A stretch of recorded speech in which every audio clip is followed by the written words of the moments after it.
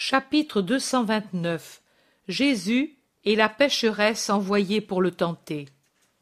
Les peuples pris en masse, les hommes pris en particulier, sont toujours un peu enfants et un peu sauvages, ou du moins primitifs, très sensibles par conséquent à tout ce qui sent la nouveauté, l'extraordinaire, et résonne comme une fête.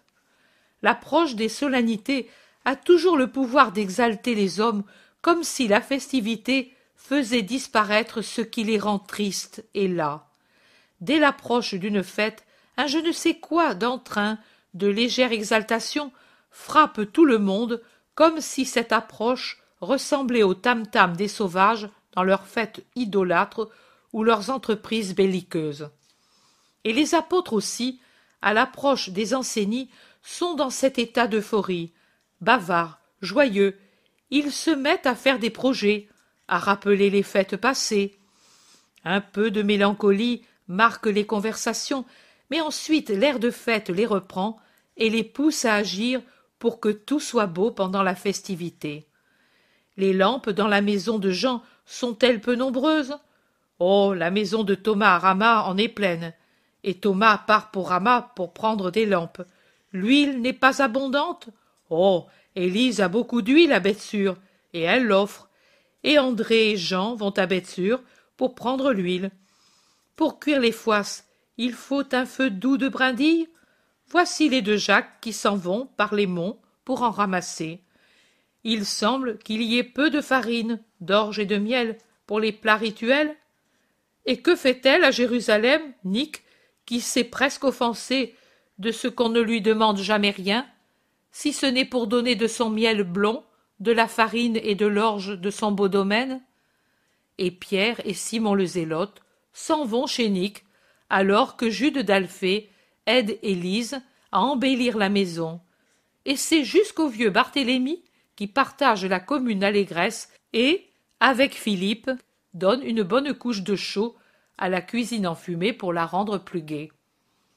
Judas Iscariote se réserve la partie décorative et ne cesse de revenir avec des branches de Saint-Père Vivens, odorantes et garnies de baies, et il les dispose avec grâce sur les étagères et autour du manteau du foyer. Et la veille des enseignis, la maisonnette semble préparée pour accueillir une épouse, tant elle est changée, avec sa brillante vaisselle de cuivre, ses lampes claires comme le soleil, ses rameaux joyeux sur les murs blanchis, alors que l'odeur du pain et des foisses se répand dans l'air déjà parfumé par les rameaux coupés. Jésus laisse faire. Il paraît si loin de tous, très pensif, triste même. Il répond à ceux qui l'interrogent en demandant, par la question qu'il pose, un compliment pour ce qu'ils ont fait. Ce sont ces questions qui me permettent de reconstituer les travaux faits par les disciples avec leurs remarques. « N'ai-je pas eu une bonne idée, moi, d'aller à la maison prendre des lampes? » Ou « Avons-nous bien fait, Philippe et moi, de tout blanchir? » C'est clair et gai, et cela semble plus grand. Ou encore « Tu vois, maître, Élise est contente, il lui semble être dans sa maison du temps de ses fils. Aujourd'hui, elle chantait en mettant son huile dans les lampes et en pétrissant son miel dans la farine et en le délayant dans le lait pour l'orge. Et encore, que Helcias dise ce qu'il veut, mais un peu de verdure, cela fait bien. Au fond, si le Créateur a fait les branchages, c'est pour que nous nous en servions, n'est-ce pas? Tout cela me permet de reconstituer le travail fait par chacun. Mais si Jésus répond aussi à ces questions qui supposent un désir de louange, sa pensée est absente, et cela se voit. Le soir tombe. Après les derniers saluts des habitants qui, avant de s'enfermer dans leur maison, passent la tête dans la cuisine pour saluer le maître, le silence s'établit dans nos baies. C'est l'heure du souper, et c'est déjà l'heure du repos pour les enfants et pour les vieillards, pour tous ceux que la maladie ou l'âge rend délicats. Ce doit être l'usage de faire des cadeaux pour les enseignis. Je vois en effet qu'à peine le vieux Jean s'est retiré dans sa petite pièce près de la cuisine, Élise et les apôtres se mettent à finir l'une un vêtement, les autres des objets utiles taillés dans le bois, et un rideau enfilé avec des ficelles teintes en rouge, vert, jaune et indigo, travail spécial des pêcheurs. Thomas, Matthieu, Barthélemy et le zélote s'occupent à regarder. « Voilà, j'ai fini, » dit Élise en se levant et en secouant le vêtement pour le débarrasser des fils qui pouvaient y rester. « Cela lui tiendra chaud, pauvre vieux, » dit Pierre en palpant l'étoffe. « Et nous, les hommes, sans les femmes, nous sommes vraiment malheureux. Je me demande, sans toi, à quoi nous serions réduits après des mois d'absence de la maison. Je suis capable de faire cela, mais s'il fallait accrocher une boucle… » Barthélemy dit. « Tu as été rapide aussi. Tu ressembles à mon épouse. » Moi aussi j'ai fini. Le bois était bon, facile à découper et en même temps résistant, dit Jude Thaddée, en déposant sur la table sombre une boîte pouvant servir au sel ou aux épices. Jacques d'Alphée dit. Mon travail, au contraire, est encore inachevé. Il y a une veine dure qui ne veut pas se laisser travailler. Peut-être je ne vais pas réussir le travail. Je le regrette. C'était beau ces veines sombres sur le bois plus clair. Regarde, Jésus, ne rappellent-elles pas des sommets de montagne peints sur du bois? Et il montre une espèce de vase dont je ne sais pas à quel usage il peut être destiné, d'une forme vraiment belle, avec un couvercle à coupole et des veines gracieuses sur la panse et le couvercle, mais c'est justement sur le couvercle, près du pommeau de prise, que le bois résiste avec opiniâtreté. Insiste, insiste, tu y arriveras. Chauffe le fer au rouge, tu attaqueras la fibre et tu réussiras.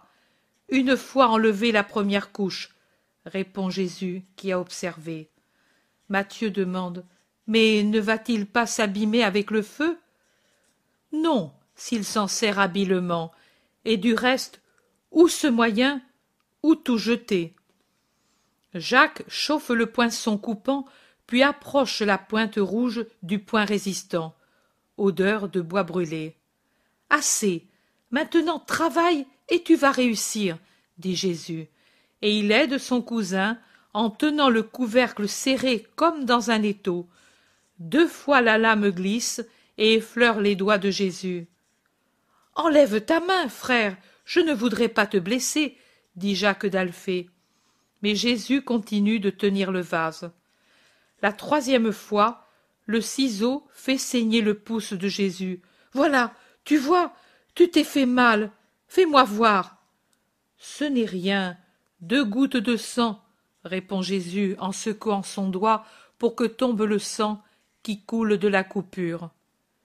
Essuie plutôt le couvercle, il est resté taché, ajoute-t-il ensuite.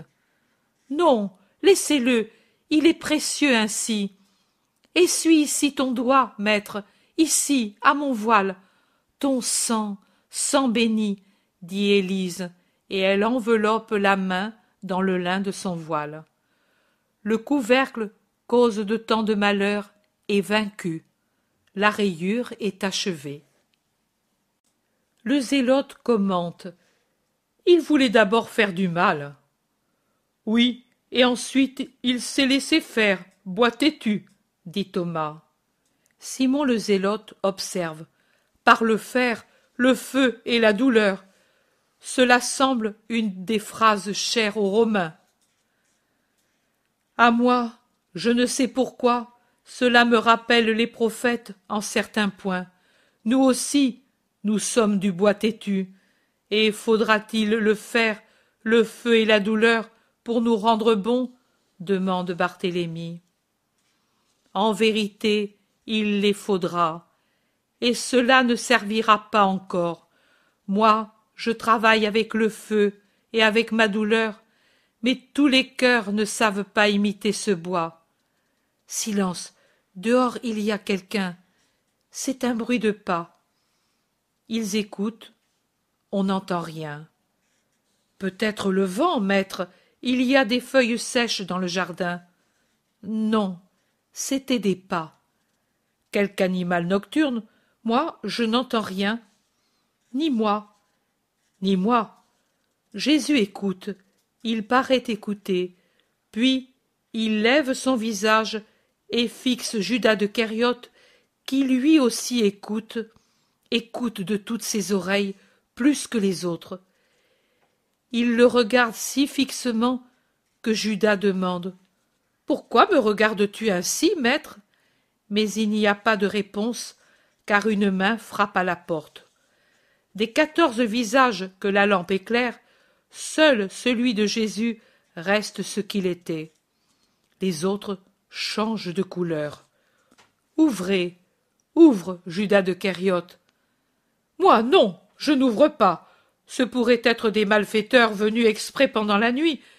Qu'il n'arrive pas que je te nuise. »« Ouvre-toi, Simon de Jonas. »« Jamais de la vie, je jette la table contre l'entrée, plutôt, » dit Pierre, et il s'apprête à le faire. « Ouvre, Jean, et ne crains pas. »« Oh, si vraiment tu veux faire entrer, moi je m'en vais chez le vieillard. Moi, je ne veux rien voir, » dit l'Iscariote, et ce disant, il parcourt en 4 grands pas la distance qui le sépare de la porte du vieillard et disparaît dans la pièce. Jean, debout près de la porte, la main sur la clé, regarde Jésus avec effroi et murmure « Seigneur, ouvre et ne crains pas. » « Mais oui, enfin, nous sommes 13 hommes forts, ils ne vont pas être une armée, avec 4 poings et beaucoup de cris. Élise, tu vas crier s'il le faut, nous les mettrons en fuite. Nous ne sommes pas dans un désert, dit Jacques de Zébédée. Et il quitte son vêtement et retrousse les manches de sa tunique ou de son sous-vêtement, prêt à se défendre. Pierre l'imite. Jean, encore hésitant, ouvre la porte, regarde par l'ouverture et ne voit rien. Il crie « Qui est-ce qui dérange ?» Une voix de femme répond, faible, comme si elle était souffrante. « Une femme, je veux le maître. »« Ce n'est pas une heure pour venir dans les maisons, » dit Pierre qui s'était placé derrière Jean. « Si tu es malade, comment es-tu dehors à cette heure? Si tu es lépreuse, comment t'aventures-tu dans un village? Si tu es affligée, reviens demain. Va, va, retourne à tes affaires. » « Oh, par pitié, je suis seule sur la route, j'ai froid, j'ai faim, et je suis malheureuse. Appelez-moi le maître, lui a pitié. » Les apôtres regardent Jésus, interdit. Jésus est très sévère et se tait. Il referme la porte. Philippe intervient. « Que fait-on, maître? Nous lui donnons au moins un peu de pain. Il n'y a pas de place. Il faudra aller dans les maisons avec une inconnue. »« Attends, moi je vais voir, » dit Barthélemy, en saisissant une lampe pour y voir clair. « Il n'est pas nécessaire que tu y ailles. La femme n'a ni faim ni froid, et elle sait très bien où aller. Elle n'a pas peur de la nuit, mais c'est une malheureuse, bien qu'elle ne soit ni malade ni lépreuse. C'est une prostituée, et elle vient pour me tenter.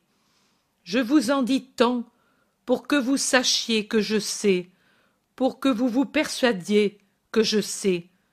Et je vous dis encore qu'elle ne vient pas par un caprice personnel, mais elle vient parce qu'elle est payée pour venir. » Jésus parle à haute voix, assez haut pour qu'on puisse l'entendre dans la pièce à côté où se trouve Judas.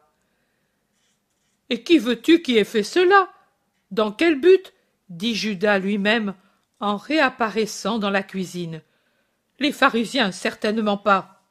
Les scribes non plus, ni non plus les prêtres si c'est une prostituée. Et je ne crois pas que les Hérodiens soient assez rancuniers pour se donner certains ennuis pour... Et je ne sais pas non plus pourquoi. Le pourquoi, je te le dis, moi, pour pouvoir arriver à dire que je suis un pécheur, quelqu'un qui a des relations avec les pécheresses publiques, et tu sais autant que moi qu'il en est ainsi. et je te dis aussi que je ne maudis ni elle, ni ceux qui l'ont envoyée.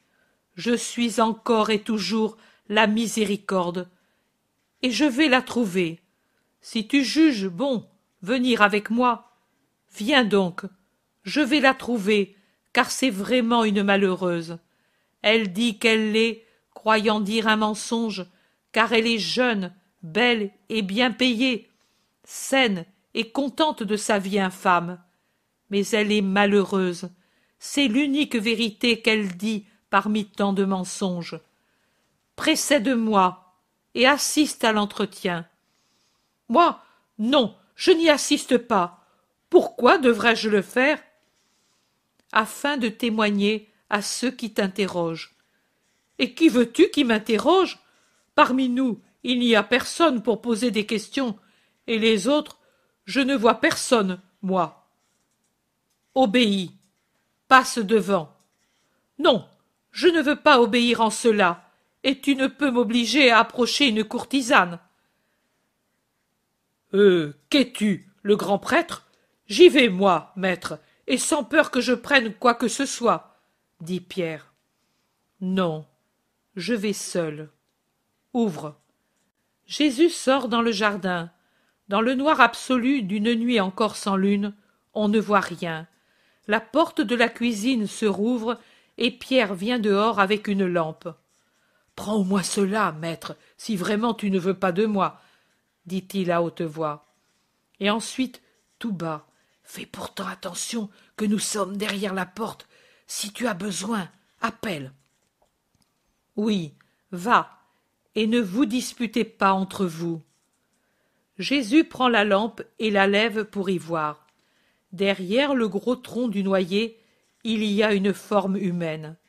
Jésus fait 2 pas vers elle et commande « Suis-moi » et il va se mettre sur le petit banc de pierre contre la maison, du côté de l'Orient. La femme s'avance toute voilée et penchée. Jésus pose la lampe sur la pierre près de lui. « Parle !» L'ordre est tellement austère, raide, il est tellement Dieu, que la femme, au lieu d'avancer et de parler, recule et se penche plus encore, silencieuse. « Parle, te dis-je. Tu m'as demandé, je suis venu. Parle, dit-il avec une nuance de douceur dans la voix. Silence. Alors c'est moi qui parle. Je te demande pourquoi me hais-tu tant, au point de servir ceux qui veulent ma ruine et y rêvent de toutes les manières et en cherchent tous les moyens possibles? Réponds, quel mal t'ai-je fait, ô malheureuse?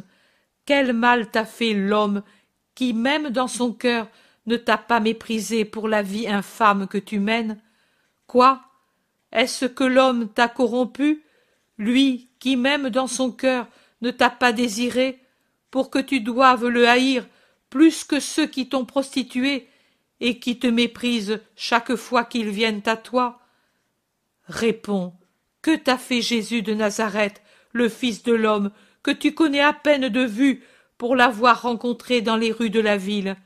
Jésus, qui ignore ton visage et qui ne se soucie pas de tes grâces, car c'est seulement de ton âme qu'il recherche l'image souillée, défigurée, pour la connaître et pour la guérir. Parle donc. Tu ne sais pas qui je suis? Si, tu le sais en partie, tu le sais même aux 2/3.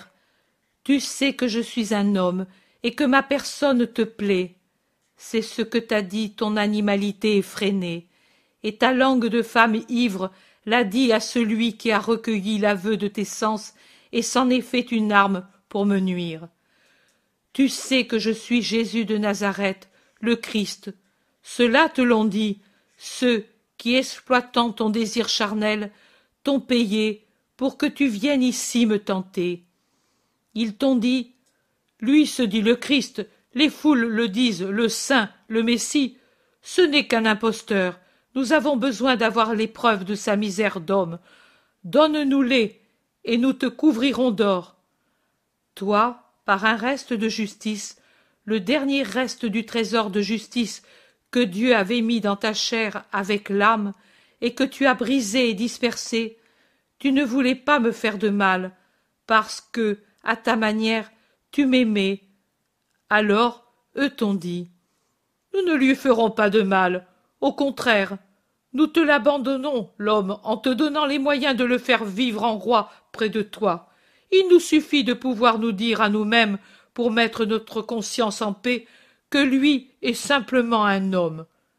Une preuve que nous sommes dans la vérité, en ne le croyant pas Messie. C'est ce qu'ils t'ont dit, et tu es venu. Mais si j'acceptais ta flatterie, ce serait l'enfer sur moi. Eux sont déjà tout prêts à me couvrir de boue et à s'emparer de moi. Et tu sers d'instrument pour faire cela. Tu vois que moi, je ne t'interroge pas. Je parle parce que je sais, sans avoir besoin de demander. Mais si tu sais ces deux choses, la troisième, tu ne la sais pas. Tu ne sais pas qui je suis, excepté que je suis homme et Jésus. Tu vois l'homme. Les autres te disent: c'est le Nazaréen. Mais moi, je vais te dire qui je suis. Je suis le Rédempteur. Pour racheter, je dois être sans péché.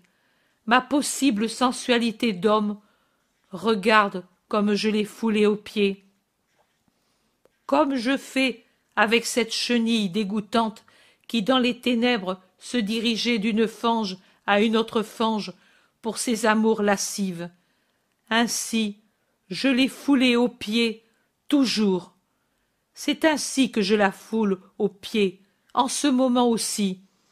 Et c'est ainsi que je suis disposé à t'arracher ta maladie et à la fouler aux pieds pour t'en délivrer, afin de te rendre saine et sainte.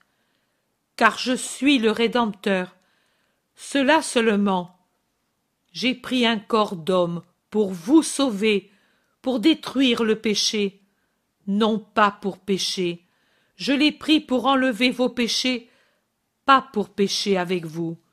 Je l'ai pris pour vous aimer, mais d'un amour qui donne sa vie, son sang, sa parole, tout pour vous conduire au ciel, à la justice, non pas pour vous aimer comme une brute, et même pas comme un homme, car je suis plus qu'un homme. Sais-tu exactement qui je suis? Tu ne le sais pas. Tu ne connaissais même pas la portée de ce que tu venais faire, et de cela je te pardonne sans que tu me le demandes. Tu ne savais pas. Mais de ta prostitution, comment as-tu pu vivre dans cet état? Tu n'étais pas ainsi, tu étais bonne. Ô malheureuse, tu ne te rappelles pas ton enfance? Tu ne te rappelles pas les baisers de ta mère, ses paroles, et les heures de prière, les paroles de la sagesse que tu entendais expliquer le soir par ton père, et au sabbat par le chef de la synagogue? Qui t'a rendu hébété et ivre? Tu ne te souviens pas? Tu ne regrettes pas? Dis-moi, es-tu vraiment heureuse? Tu ne réponds pas. Je parle pour toi.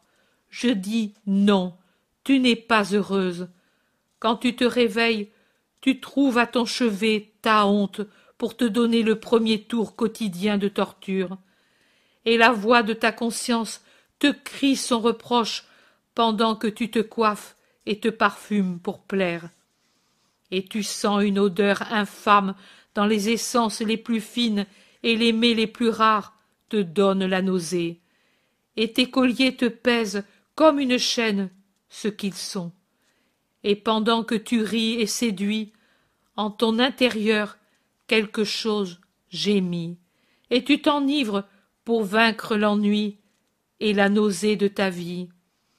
Et tu hais ce que tu dis aimer pour en tirer profit, et tu te maudis toi-même, et ton sommeil est lourd de cauchemars, et la pensée de ta mère est une épée dans ton cœur, et la malédiction de ton père ne te laisse pas en paix.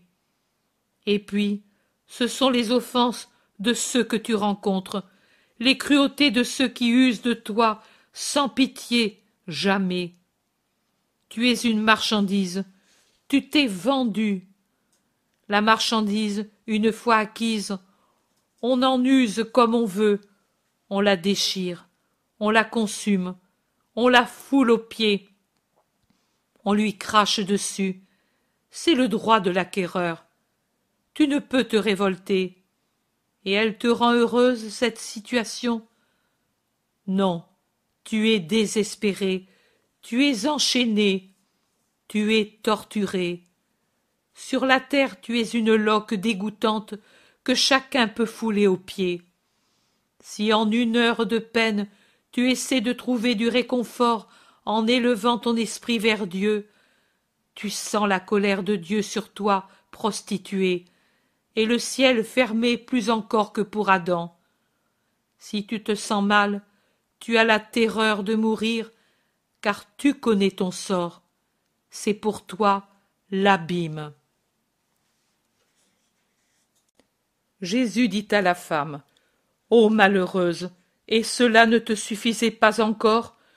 Tu voudrais, à la chaîne de tes fautes, unir celle d'être la ruine du Fils de l'homme, de celui qui t'aime, du seul qui t'aime, car c'est aussi pour ton âme qu'il s'est revêtu de chair.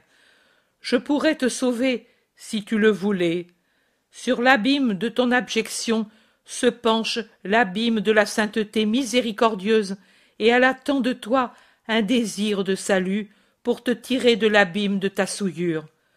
Tu penses en ton cœur qu'il est impossible que Dieu te pardonne.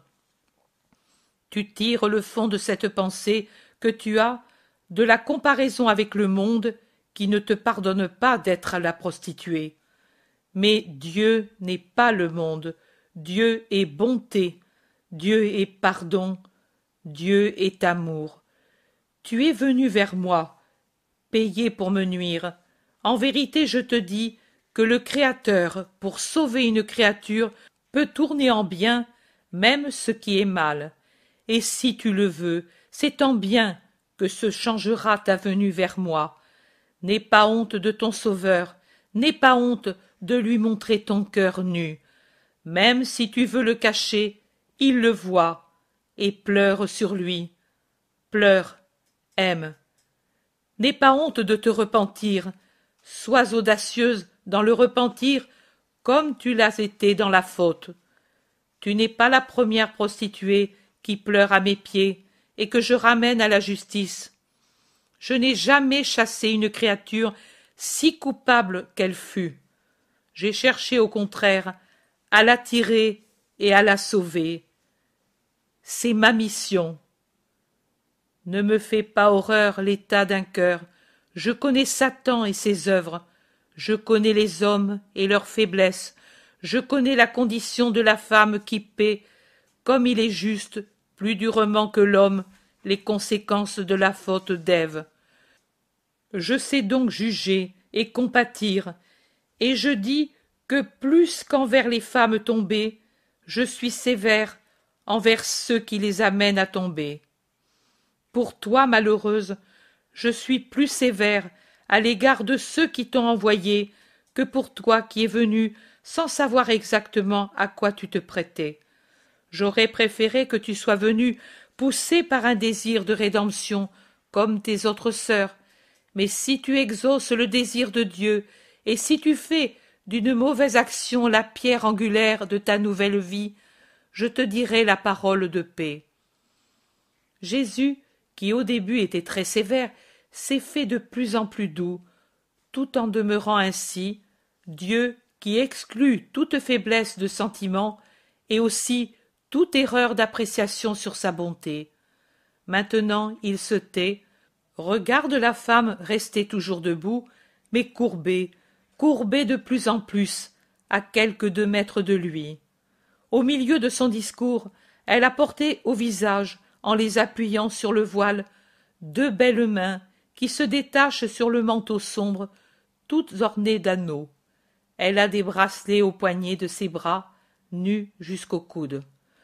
Je ne pourrais pas dire si la femme pleure ou non, Si elle le fait, c'est certainement en silence, car on n'entend pas de sanglots et on ne voit pas de secousses. Elle ressemble à une statue tant elle est immobile dans ses vêtements sombres. Puis, tout d'un coup, elle tombe à genoux et se pelotonne sur le sol. Alors, elle pleure vraiment, et elle ne se retient pas de le faire voir. Et puis, restant ainsi, comme un chiffon par terre, elle parle. « C'est vrai, tu es vraiment un prophète, tout est vrai. Ils m'ont payé pour cela, mais ils m'avaient dit que c'était pour un pari. Ils t'auraient découvert dans ma maison, mais aussi près de toi. Femme, je n'écoute que le récit de tes fautes, interrompt Jésus. C'est vrai, je n'ai pas le droit d'accuser quelqu'un, car je suis une fausse, dit Mondice. Tout est vrai. Je ne suis pas heureuse, je ne jouis pas des richesses, des festins, des amours. Je rougis en pensant à ma mère. J'ai peur de Dieu et de la mort. Je hais les hommes qui me paient. Tout ce que tu as dit est vrai, mais ne me chasse pas, Seigneur. Personne, jamais, depuis ma mère, ne m'a parlé comme toi. Et même, tu m'as parlé avec encore plus de douceur que ma mère, qui, dans les derniers temps, était dure avec moi, à cause de ma conduite. Pour ne plus l'entendre, je me suis enfuie à Jérusalem.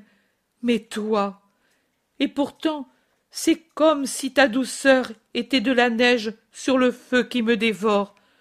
Mon feu se calme, et même c'est un autre feu. Il était ardent, mais il ne donnait ni lumière, ni chaleur. J'étais de glace, et dans les ténèbres. Oh, combien j'ai voulu souffrir! Que de douleurs inutiles et maudites je me suis donnée. Seigneur, je t'ai dit à travers la porte entr'ouverte que j'étais une malheureuse et d'avoir pitié. C'étaient des paroles mensongères qu'il m'avait enseigné de te dire pour t'attirer dans le piège. Il m'avait dit qu'ensuite ma beauté aurait fait le reste. Ma beauté, mes vêtements. La femme se lève. Maintenant qu'elle s'est redressée, je vois qu'elle est grande. Elle a arraché son voile et son manteau, et elle apparaît dans sa vraie beauté de femme brune, à la peau très blanche. Ses yeux, agrandis par le bistre, sont grands et très beaux. Ils ont un regard d'innocence étonnée qu'il est étrange de trouver chez une femme de ce genre.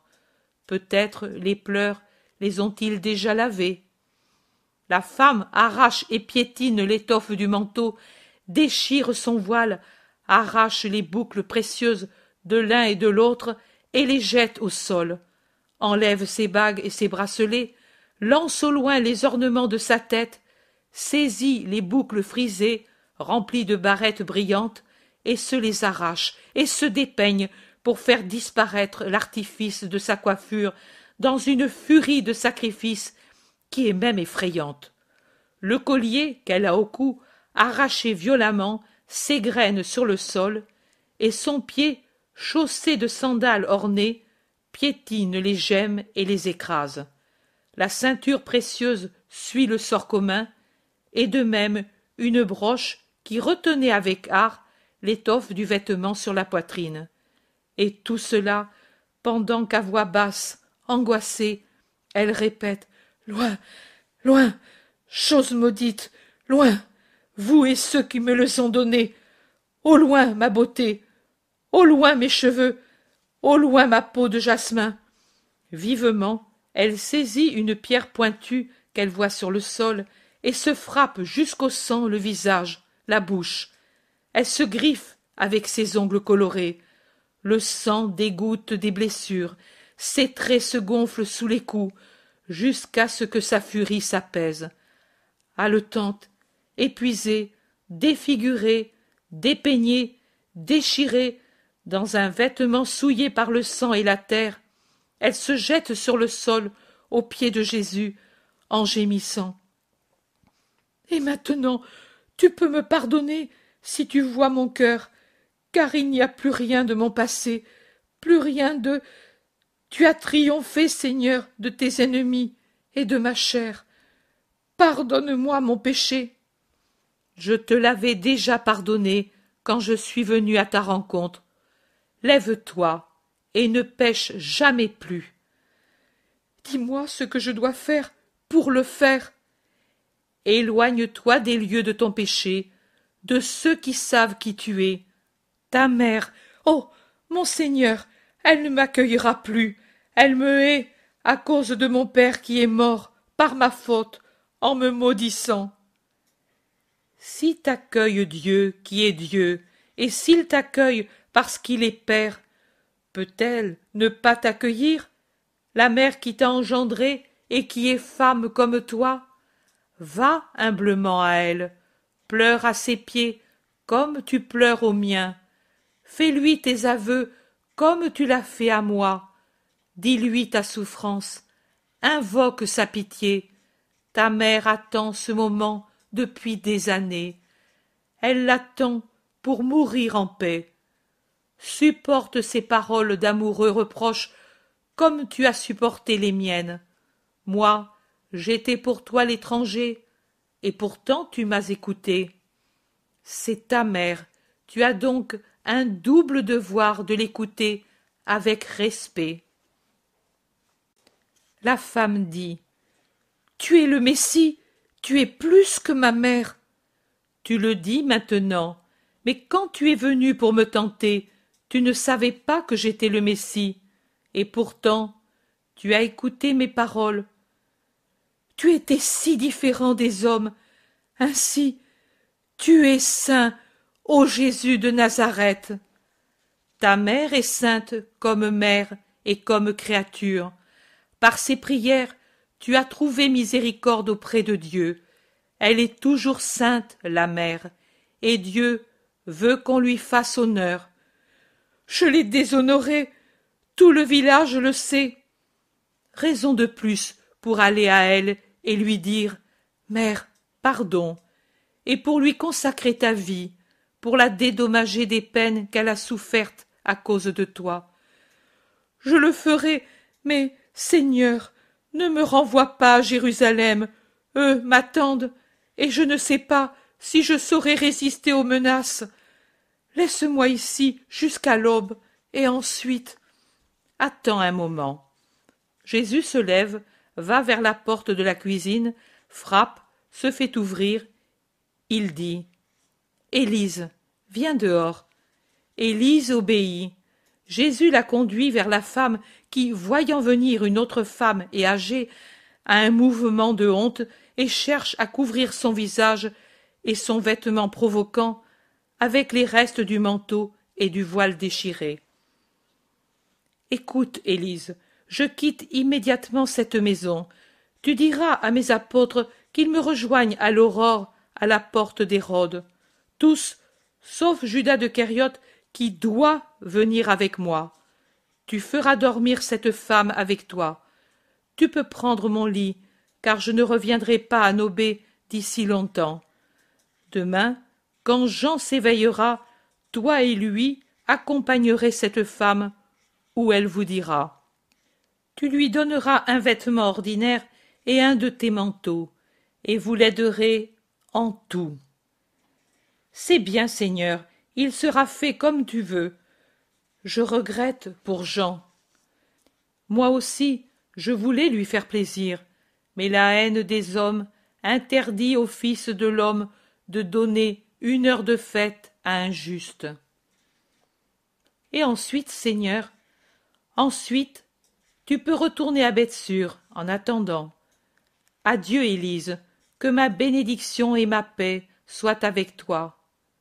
Adieu, femme, je te confie à une mère et à un juste. Cependant, si tu crois devoir retourner prendre tes affaires... Non, je ne veux rien avoir du passé. Élise dit: Mais, ma brave femme, tu ne peux certainement pas tout laisser à l'abandon. Tu n'as pas des serviteurs, ni des parents? Je n'ai qu'une servante, et tu devras la congédier, tu devras. Je te prie de le faire, toi, à ton retour. Aide-moi à guérir, tout à fait. Ô femme, et dans sa voix il y a une véritable angoisse. Oui, ma fille, oui, ne t'inquiète pas. Demain, nous penserons à tout. Viens maintenant en haut avec moi. Et Élise la prend par la main et la conduit à l'étage par l'escalier dans une des petites chambres, puis elle descend rapidement. J'ai pensé qu'il serait bien que tout le monde te voie sans elle, Seigneur, et que l'on ne sache pas où elle est. Ses bijoux. Elle se penche pour ramasser bagues et bracelets, boucles et épingles de coiffure, et la ceinture, et autant de perles qu'elle peut trouver, du collier brisé. Qu'est-ce que j'en fais, Seigneur? Viens avec moi, tu as raison. Il est bien qu'il me voie. Ils entrent dans la cuisine. Tous regardent Jésus d'un air interrogateur. Le vieux Jean s'est levé aussi, peut-être réveillé par une discussion. Élise, donne à Thomas les choses précieuses, et toi, Thomas, tu les vendras demain à quelque orfèvre. Cela servira pour les pauvres. Oui, ce sont des bijoux de femmes, de cette femme. C'est la réponse à ceux qui pensent qu'une chair peut tenter le Fils de l'homme et l'écarter de sa mission. Et c'est aussi un conseil pour ceux qui me haïssent, que toute machination est inutile pour trouver matière d'accusation. Jean, Élise te dira ce que tu dois faire. Je te bénis. Le vieillard affligé. Tu me quittes, Seigneur? Je le dois. Adieu. Que la paix soit avec toi. Il se tourne vers les apôtres. Allez vous reposer. Tous, sauf Judas de Cariote qui vient avec moi. Mais où? Il fait nuit, objecte Judas. Priez, cela ne te fera pas de mal, à moins que tu craignes l'air de la nuit si tu le respires avec moi. Judas baisse la tête, et de mauvaise grâce, il prend son manteau, pendant que Jésus prend le sien. Demain, à la porte d'Hérode, à l'aurore, nous irons au temple et... Non! Le non est unanime. Celui de Judas est le plus fort. Nous irons au temple. N'as-tu pas dit peut-être que tu les as persuadés de me laisser en paix? C'est vrai. Et alors nous irons au temple. Viens. Et il se dirige vers la sortie. Et ainsi, elle est déjà finie la fête que nous avions préparée, dit Pierre en soupirant. Finie avant de commencer, dois-tu dire, lui répond Jacques de Zébédée. Jésus est déjà sur le seuil de la porte ouverte. Il se retourne et bénit. Puis il disparaît dans la nuit. Dans la cuisine, tous sont muets. Enfin Matthieu demande à Élise. Mais qu'est-il arrivé, enfin? Je ne sais pas. Il y avait une femme en pleurs, et il m'a dit ce qu'il vous a dit aussi à vous. Qui était-ce? D'où et pourquoi est-elle venue? Je ne sais pas. Bien, allons. Et tous s'en vont, sauf Matthieu et Barthélemy, qui dorment à la maison. Chapitre 230. Jésus et Judas de Cariote vers Jérusalem. L'aube éclaire l'horizon. Le bois d'olivier qui couvre la colline s'éclaire tout doucement et sort de l'ombre. Les troncs, encore dans l'ombre, sont invisibles alors que les frondaisons argentées se montrent déjà. Il semble que du brouillard se soit répandu sur la colline, mais ce n'est que la grisaille des feuillages dans la lumière incertaine du matin. Jésus est seul sous les oliviers, mais ce n'est pas le Gethsémani, car le Gethsémani est parallèle, je dirais ainsi, au Moria, alors qu'ici le Moria reste en face. Nous sommes donc au nord de Jérusalem, au-delà des tombeaux des rois. Jésus prie encore, et il ne cesse pas de le faire, même quand le gazouillis des oiseaux lui indique que le jour est venu. C'est seulement quand le premier rayon du soleil, maintenant levé, éclaire un point d'or dans l'or jusqu'à ce moment plutôt terne des coupoles du temple, qu'il se met debout, il se lève et secoue son manteau qui a des traces de terre et quelques petites feuilles sèches attachées à la lourde étoffe. Il se lisse, avec la main, la barbe et les cheveux, et puis rajuste son vêtement et sa ceinture.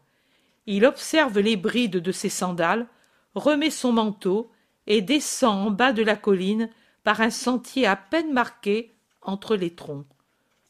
Peut-être se dirige-t-il vers cette maisonnette à mi-pente, du toit de laquelle monte un peu de fumée.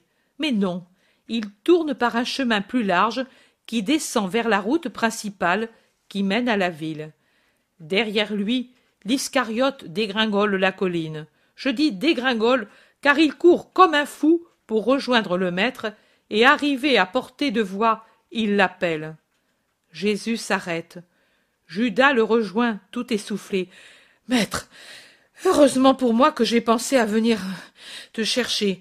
Tu t'en allais ainsi sans moi. Hier soir tu me disais de t'attendre dans la maison, que tu serais certainement venu. Au contraire, n'ai-je pas dit à tout le monde de m'attendre à la porte d'Hérode, à l'aurore? C'est l'aurore, et je vais à la porte d'Hérode. Oui, mais c'était pour les autres. Nous deux, nous étions ensemble.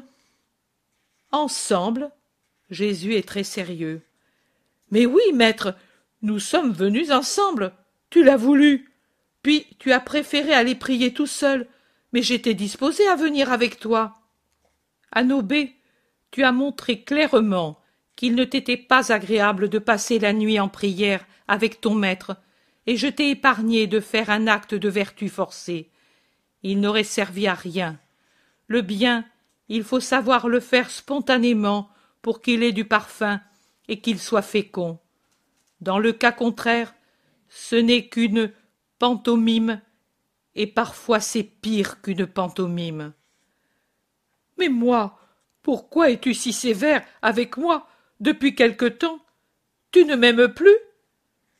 C'est avec plus de raison que moi je pourrais te demander. Tu ne m'aimes plus?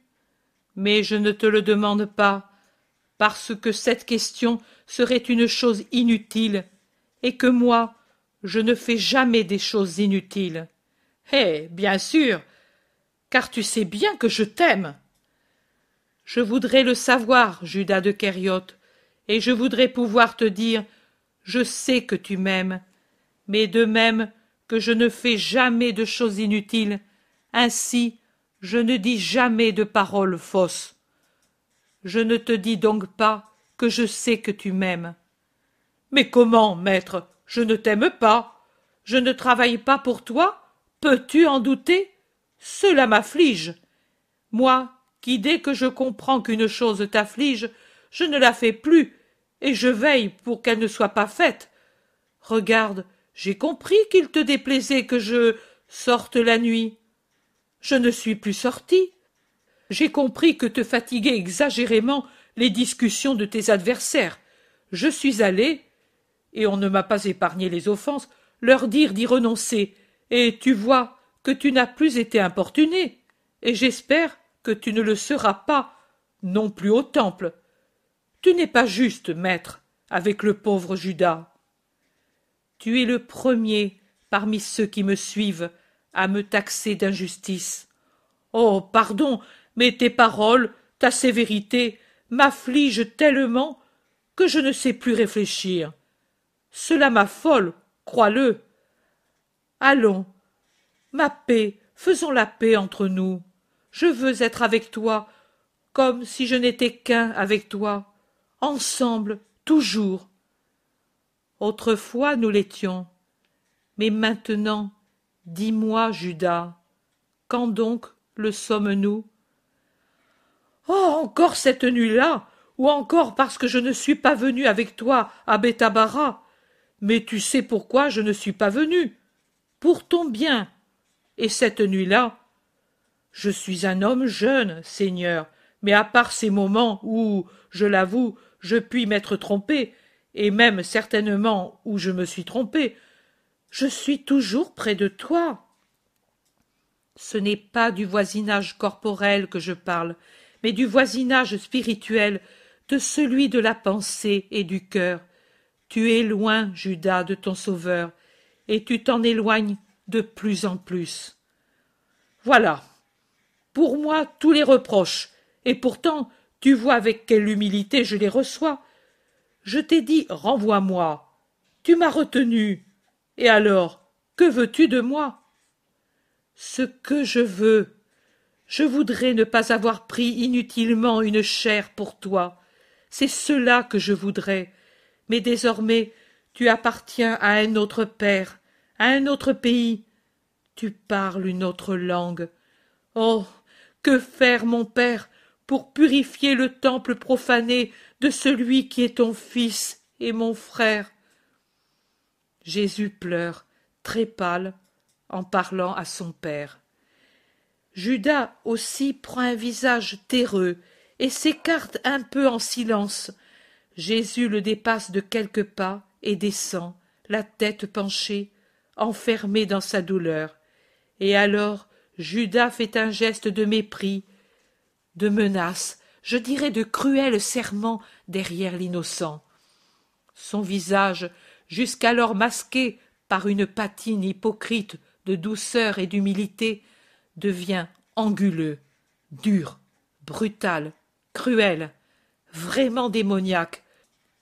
Toute la haine, mais une haine qui n'est pas humaine, se voit dans le feu de ses noires pupilles. Et ce feu de haine se concentre sur la haute personne de Jésus. Puis, après un haussement d'épaules et un coup de pied coléreux, Judas met un point final à son raisonnement intérieur et il se remet en chemin après s'être repris comme quelqu'un qui a pris une décision désormais irrévocable. La ville est proche avec ses murailles, des gens se pressent aux portes, étrangers, maraîchers, habitants des villages voisins. Parmi ceux qui sont près des murs se trouvent les 11 apôtres qui, voyant le maître, vont à sa rencontre. « Maître, pendant que nous attendions ici, il est venu un homme pour te chercher. Il a dit que Valéria te prie d'aller près de la synagogue des affranchis romains, mais d'y aller vraiment, qu'elle s'y trouvera. C'est bien, nous allons y aller. Allons d'abord chez Joseph de Séphoris, car mon vêtement n'est pas propre. » Pierre demande. « Où as-tu dormi, Seigneur ?» ?»« Nulle part, Simon. J'ai prié sur la colline, et la terre était humide et boueuse même. Tu vois ? » »« Pourquoi prier ainsi en plein air, Seigneur ? Cela pourrait te faire mal. » »« Les éléments ne nuisent pas au Fils de l'homme. Les choses de Dieu sont bonnes.